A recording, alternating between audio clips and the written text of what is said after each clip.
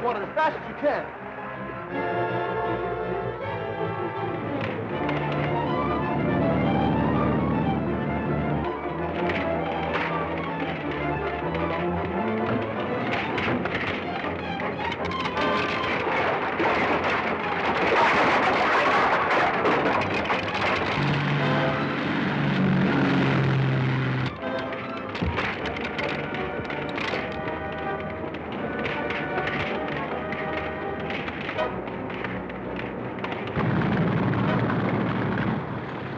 I can't get very close to that fire. You've got to. Dick Tracy's aboard that ship.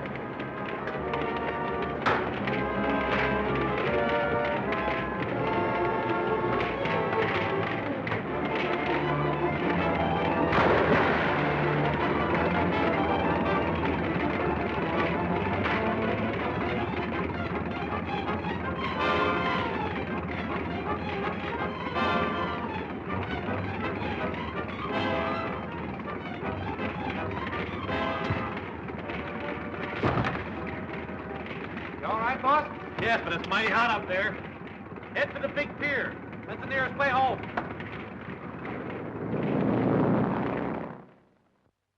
There we was, creeping along.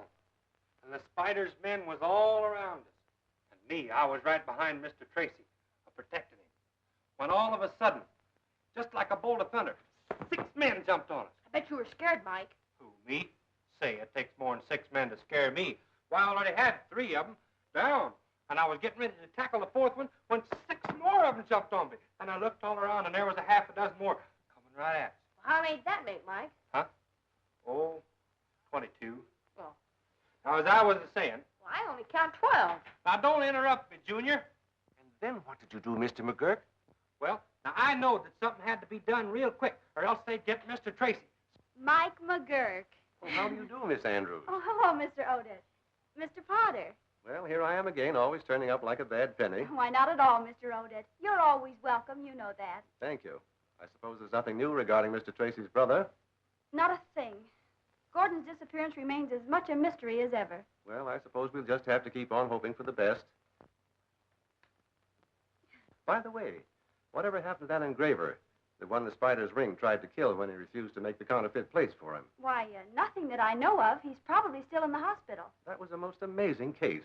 How Mr. Tracy rescued him and almost lost his own life doing it. That all goes with the job of a G-man, Mr. Odette. Yes, I suppose it does.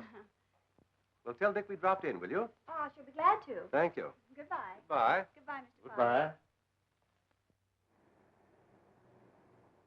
But the first place the spider's ring took you to, Mr. Calder, can you give me any idea where that is? Well, when my mind became clearer, I discovered I could see under the blindfold.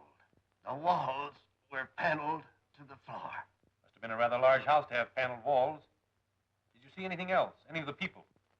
I was afraid to try, but I did see a large black cat in the room, and I heard a man walking. It sounded like he was lame. Could you see his feet? Hello, Doctor. Glad to see you, Mr. Tracy. Well, we're losing our patient today. How's that? Mr. Calder's family are anxious to have him at home. They called me again just now, and I agreed to let him go this afternoon on one condition. That the bandages are not to be removed until I say so. That suits me. They're sending a car for you at 3 o'clock. I'll leave word at the desk to have you ready. Doctor, could I see you alone in your office for a few minutes? Why, yes, of course. I'll be in my office. I'll see you there in about 10 minutes. Miss Jennings, there will be a car here for Mr. Calder at 3 o'clock. Please see that he's ready. Yes, Doctor. That's the patient in 404? Right.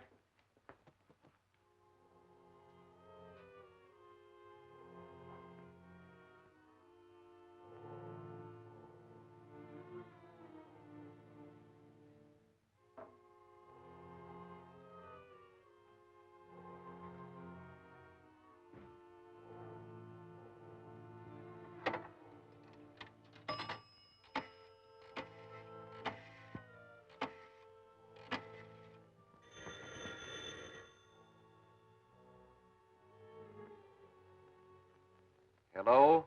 The going to take Coulter out of here at 3 o'clock. Stand by and keep watch. Report immediately if there is any change in the time.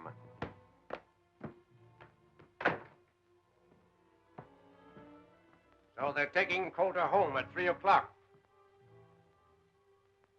They're calling for him at 3 o'clock, but they'll never take him home. Coulter carries the mark of the spider, and no man has ever borne that mark and lived. That is very true, but... There must be no exception. Gordon is right, Moloch. It will serve as a warning to Dick Tracy that the spider never sleeps. Very true, only it is too bad that we must abandon our plan to have him make the counterfeit plates. Coulter is such an expert engraver. But he has already refused. And it is also very true, my dear Gordon. But I recall a surgical case wherein a man's nature and his mind were completely changed by a simple little operation. I seem to have a vague recollection of hearing or reading such a case. The operation was on the brain. There is nothing strange about that. Such cases have always received considerable publicity. You undoubtedly read of it in the newspapers. Then you believe such an operation would bend Coulter to our will? I know it would. Then it shall be done. There is just time to countermand my previous plan and make new arrangements. But at 3 o'clock, Coulter will be here.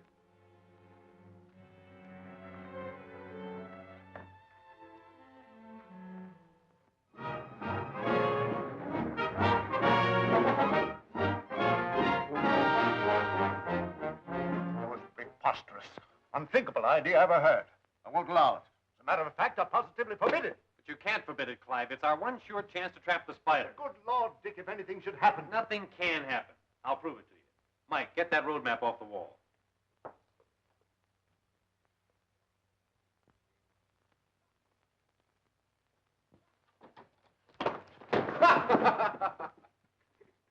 You're a lot of help. Come here. Well, I got the map, didn't I?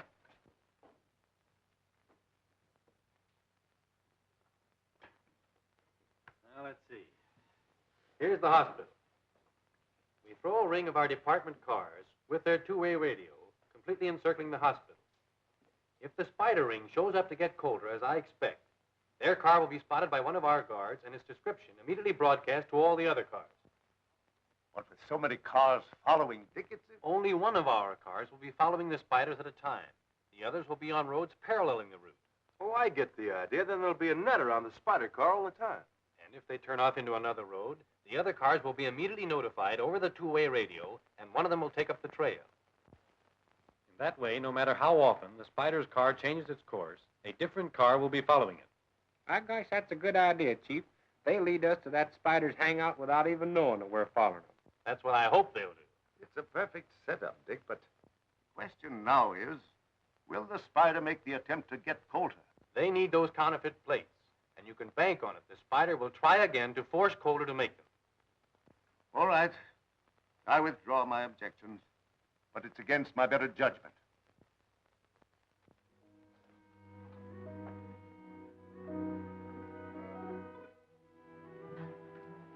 This is that third-degree burn case, Miss Jennings. Yes, Doctor. 402 is all prepared.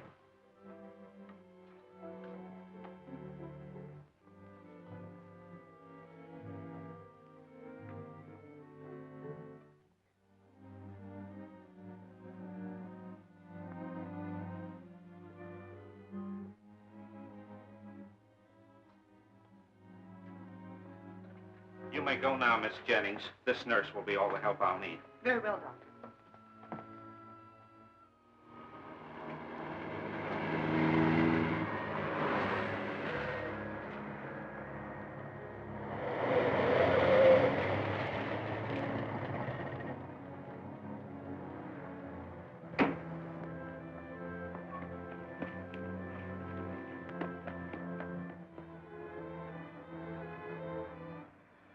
Hey, you're not by any chance worrying about me, are you? Why, of course not, but I am a bit anxious. Oh. The ambulance is here for Mr. Coulter. Mr. Coulter's all ready to leave. She's in room 404. Thank you.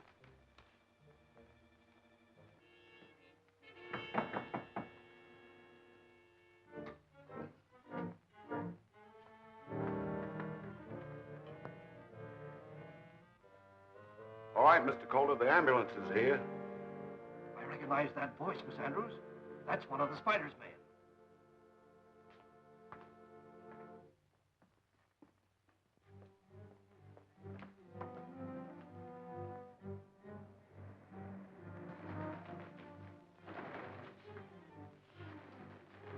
There's the signal. Stand by, everyone. Jackson calling. They'll be leaving any minute now.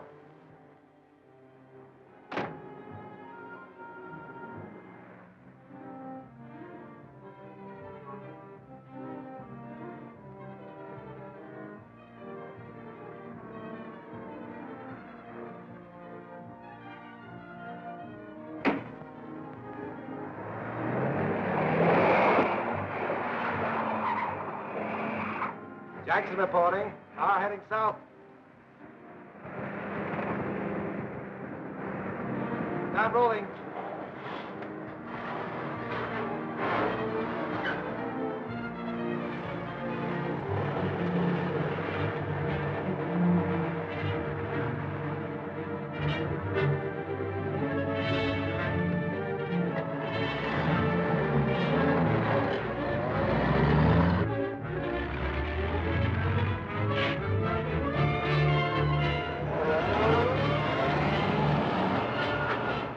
I don't see why we got to stick behind all the rest of them. I'm getting tired of being last all the time.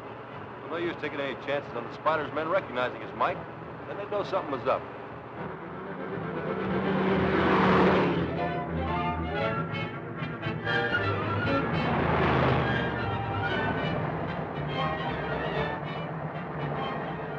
Here's the description of the car. A white ambulance. No distinguishing marks. Speed 30. Passing Kane Boulevard. Jackson. Kane Boulevard. See where that is. Here it is. You gonna mark where the G-Man cars are, Mr. Anderson? Sure thing, Junior. There's 3 of them spread out over there, 3 over here. Gosh, the spider's car's right between them.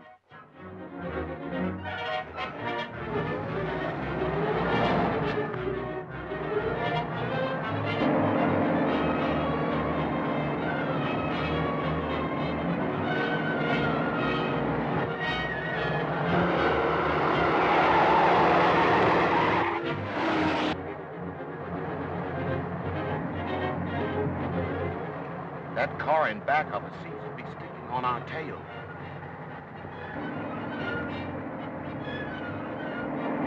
I'll turn off at Chester. Watch if it follows. Right.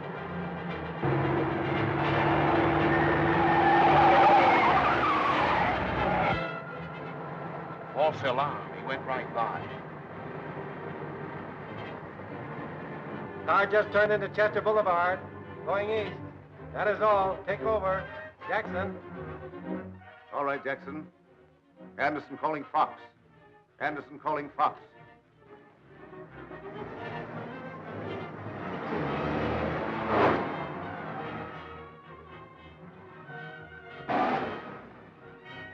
Come on, Coulter. You're getting out here. Yes, it's not wise to keep the spider waiting.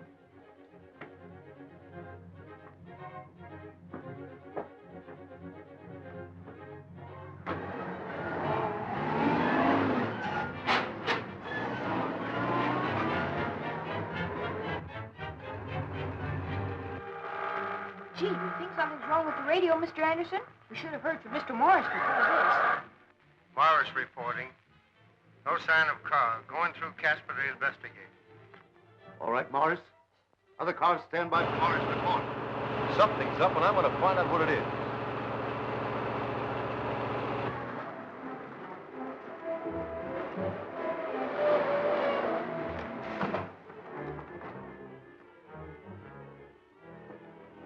Why, he's gone. They've switched cars.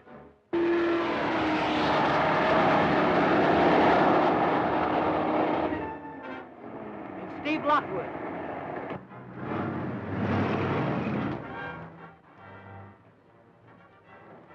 Hey, what's up? That's what we'd like to find out. Here's the ambulance, but Dick Tracy and the Spider Gang have disappeared.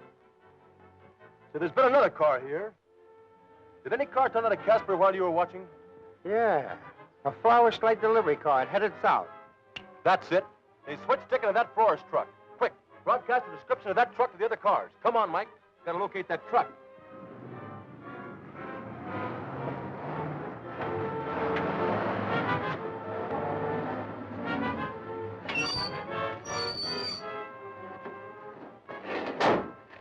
Hurry back as soon as I ditch the truck. Step on it. Come on, Calder. Come on, no funny work here.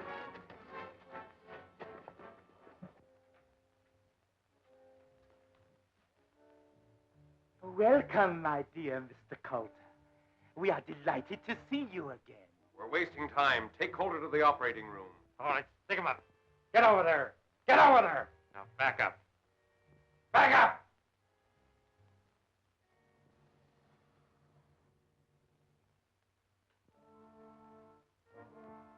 I wouldn't use that telephone.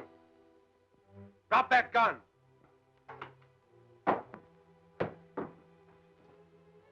Mr. Coulter seems to have made a sudden and remarkable recovery. My dear Moloch, you had better examine Mr. Coulter's head. It may need a new dressing. Dick Tracy. Seems your wish has come true. Dick Tracy is here to take Mr. Coulter's place. A marvelous opportunity. Take the great Dick Tracy to the operating room.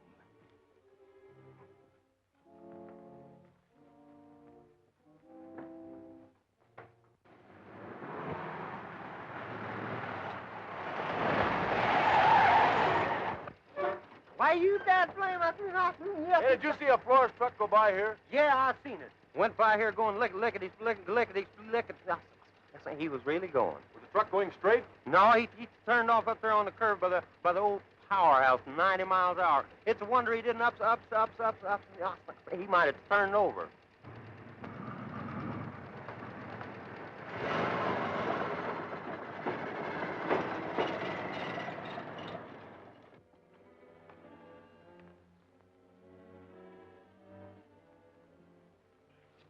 Get the ether ready and the cone. Would you increase the heat under that sterilizer, Gordon? Gordon.